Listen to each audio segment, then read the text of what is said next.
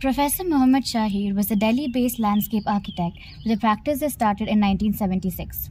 Dr. Shahir was educated at the School of Planning and Architecture, New Delhi, and the University of Sheffield.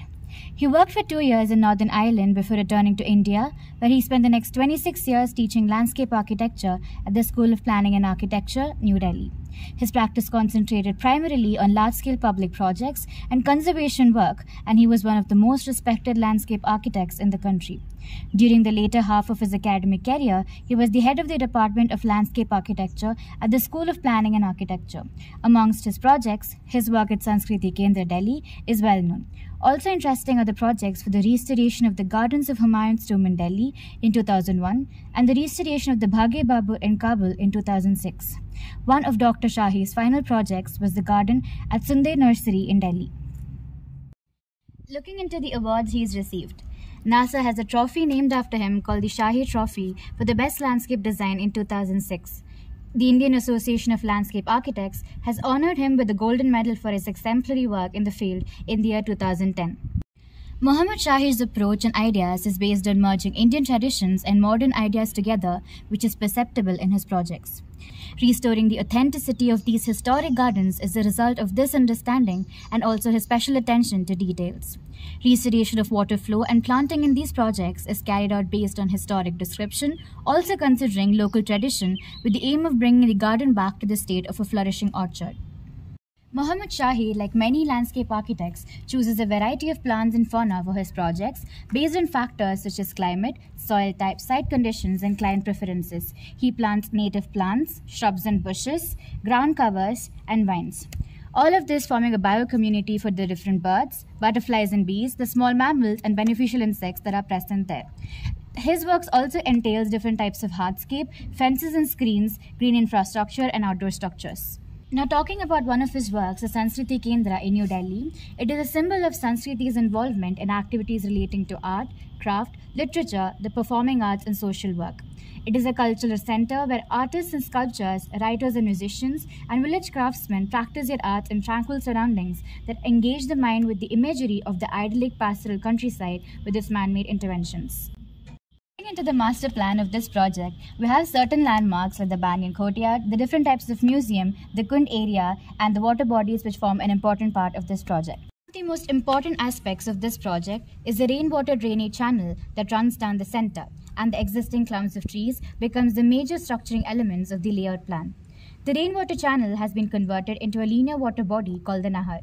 This starts from a semicircular pool fed by the water retention pond, passed under a couple of footbridges, washes up the steps of ghats on the either side, and ends at the Manch. Excess water is run off through a bypass drain.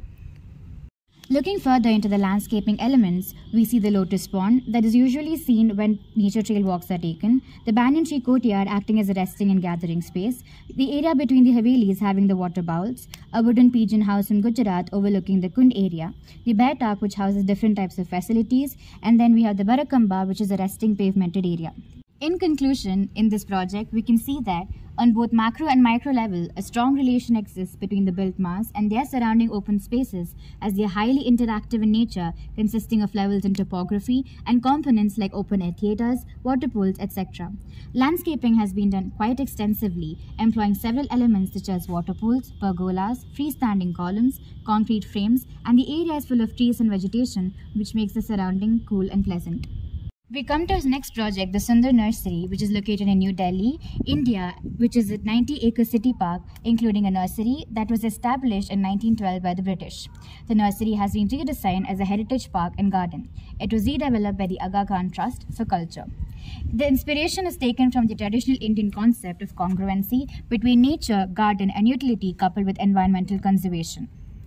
Upon entrance into the nursery, we find the Sundar Burj and the Lotus Pond. The Sundar Nursery stands within the Sufi landscape and is also home to 700 years of living culture and musical traditions. We see the garden amphitheatre, which is designed to be a cultural destination by providing a platform for musicians and music traditions within the picturesque setting amidst monuments. The Lakkarwala Burj and its gardens is a rose garden which was created in 2010, which has 31 beds with 19 rose varieties. The Sundar Nursery is a biodiversity zone which creates a microbial habitat zones for all the species that are present there. The nursery is home to more than 280 native tree species, 3,345 trees mapped on GIS, 20,000 saplings planted, and 30 acres of biodiversity zone. The zone boasts about the species which are habitat-wise found in Delhi and are getting more and more scarce as the urbanization inclines. Broadening the idea of the landscaping elements, we have the bonsai house, which allows appropriate display of the different types of bonsai, displaying 373 of them of 34 varieties. We have the Mughal Garden Pavilion, which was built in the 18th century Lakhori brick with red sandstone brackets, lattice screens and parapet removed from here, all requiring this restoration. A lake, which has been created in the low-lying area, serving as a holding tank for water required for irrigation. An arched platform is recorded to have been profusely ornamented with glazed tiles, no fragment of which has survived. In conclusion, this project is envisioned as a modern interpretation of a Persian garden and comprises of water channels, marble fountains, flower beds, sandstone seating, with motifs inspired from Mughal landscape and architectural masterpieces of the subcontinent. It features water channel overflowing into 10 exquisite jali panels, echoing the rich crafts traditions of India that offer much design variety within a single module.